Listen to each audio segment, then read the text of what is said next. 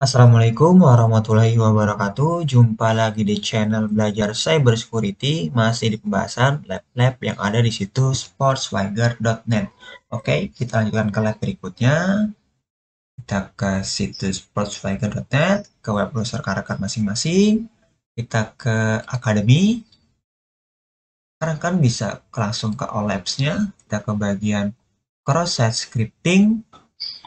Sekarang lab berikutnya adalah yang ini ya. Reflected XSS into a JavaScript string with angle bracket HTML encoded. Oke. Tapi kita juga bisa mengaksesnya. Pertama kita ke learning pad. Oke. Ke bagian client side topic tentunya, ke cross-site scripting. Oke, kemudian di sini kita ke bagian ini ya, cross-site scripting context. Nah, kemudian kita menuju ke ini. XSS into JavaScript karena lab yang kita bahas ini masuk ke bagian XSS yang mana diinjeksi ke script JavaScript yang ada di website ya, yang eksis seperti itu. Oke, lab berikutnya adalah yang ini ya, sama ya. Reflected XSS into a JavaScript string with angle bracket HTML encoded. Nah, kalau melalui sini kita bisa ada sedikit pengetahuan nih, ada penjelasan sedikit ya. Nih, seperti ini nih. Penjelasannya kita bisa melakukan teknik breaking out of JavaScript string ya. Nanti menggunakan tutup kutip, strip ini, atau titik koma. Ini seperti itu teman-teman. Oke, kita langsung akses labnya. Ini pembahasannya. Di sini penjelasannya, vulnerability-nya ada di search query tracking functionality sama seperti lab sebelumnya ya. Dan di sini diinfokan bahwasanya angle bracket are encoded. Kalau di lab sebelumnya, di lab ke-13 di playlist cross-site scripting ini, kita memanfaatkan angle bracket ya sebagai tag JavaScript di file HTML ya. Tapi di sini infonya di encode sehingga nanti kita tidak bisa menggunakannya seperti itu. Dan untuk menyelesaikan lab ini kita diminta melakukan cross-site scripting attack yang mana script itu memanggil fungsi alert ini. Oke, kita akses labnya. Saya buka open link in new tab. Ini dia websitenya. Seperti biasa di sini ada form search ya, pencarian. Kalau kita ketikkan tes, keywordnya tes, kita klik search. Oke, keyword yang kita input tampil di sini dan hasilnya ada 3 ya di sini ya. Seperti biasa pada umumnya suatu form search atau form pencarian. Oke. Nah, sekarang kita coba kembali ke home. Sekarang kita inspect. Nah, di awal di file index ini ya, tidak ada script JavaScript ya. Namun ketika kita masukkan tes di form search, kemudian kita search. Oke, ini tadi responnya sama dan kita cek di sini di source-nya. Nah, responnya ternyata selain menampilkan hasil ini ya, ada 3 hasil dari pencarian dengan keyword test. Ternyata di source-nya mengembalikan, terdapat script JavaScript ini. Simbolnya ada tag script ini. Di dalamnya pasti script JavaScript. Tadi seperti penjelasan di case-nya ini ya, terdapat search query tracking functionality. Dan nilai dari variable di sini ada variable search term ya. Dan ternyata nilainya itu adalah apa yang kita inputkan di form search ya di sini ya. Tadi kita ketikkan tes ya.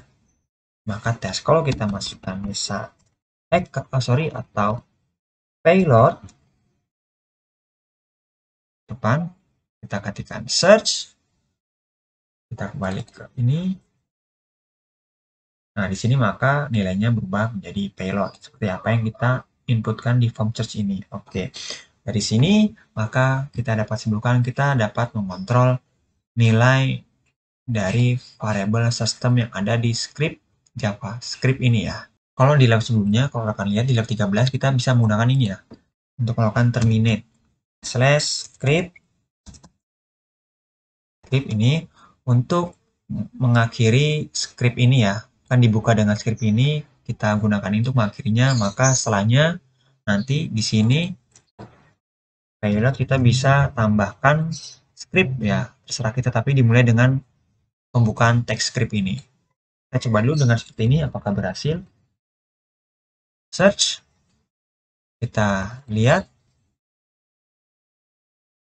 kalau di sini ya ternyata dikembalikan ya, dan ternyata di sini dari di sini lihat teman-teman, ternyata simbol buka kurung siku dan tutup kurung sikunya di encode nih ya, lihat, dan lt ya, dan gt seperti apa yang dijelaskan di pembahasan labnya di sini, where angle bracket are encoded, sehingga teknik yang sebelumnya di lab ke-13 di playlist ini tidak berfungsi, tapi kita masih bisa melakukan XXS. Bagaimana caranya? Bisa dilihat di solutionnya seperti ini tekniknya teman-teman. Ya, ini bisa kita copy. Kalau kita paste di sini, nanti akan saya jelaskan kenapa seperti ini. Kita search. Oke, dan berhasil teman-teman, terjadi pop-up. Oke. Dan kalau kita lihat di source-nya, ini teman-teman ya. Nah, bisa dilihat tadi kita seperti ini, dan ternyata di sini single quote pertama ini untuk menutup ini ya, quote yang ini ya, karena ini yang kita inputkan ini nih. Ini. Jadi ini untuk menutup ini, kemudian nah strip ini sebenarnya tidak sama seperti titik koma ya. Nah, untuk lebih jelasnya coba nih saya misalnya saya ganti dulu tes. Oke, ini di mana? Nah, scriptnya saya copy teman-teman. Nah, karena kan bisa buka, ini saya menggunakan codepen.io agar lebih mudah saya menjelaskannya. Ini saya kecilkan terlebih dahulu ke bawah. Oke, di sini saya paste ya. Di sini di file HTML. Saya rapikan terlebih dahulu scriptnya. Nah, ini nanti hasil ini ya, compile-nya. Nah, ini scriptnya tadi. Awalnya seperti ini teman-teman ya, dan ini saya ambil script JavaScript-nya saja karena kita bermain di sini ya. Dan kita bisa memanipulasi nilai ini nih di system ya. Oke. Jadi scriptnya seperti ini teman-teman ya. Sorry. Ini ya. Nah, seperti ini teman-teman.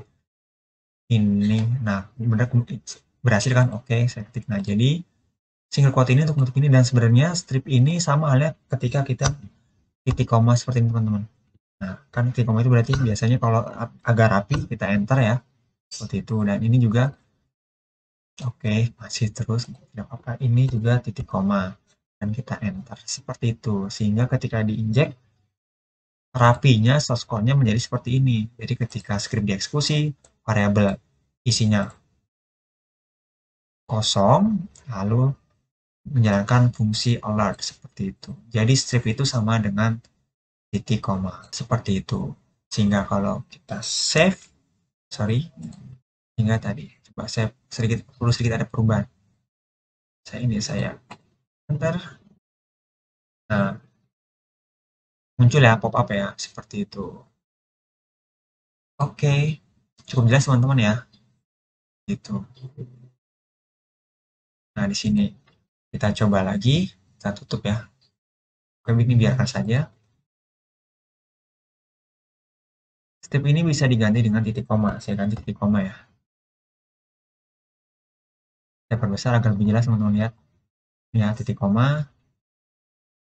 Saya search. Berhasil juga tetap oke. Jadi walau ini cara lain ya dalam melakukan XSS, yang mana kita bisa menginjeksi suatu script di script JavaScript yang eksis yang ada di website tersebut. Dan celahnya di sini karena ternyata kita bisa mengontrol nilai dari variabel system yang ada di script JavaScript website ini. Demikian penjelasan video kali ini. Semoga bermanfaat.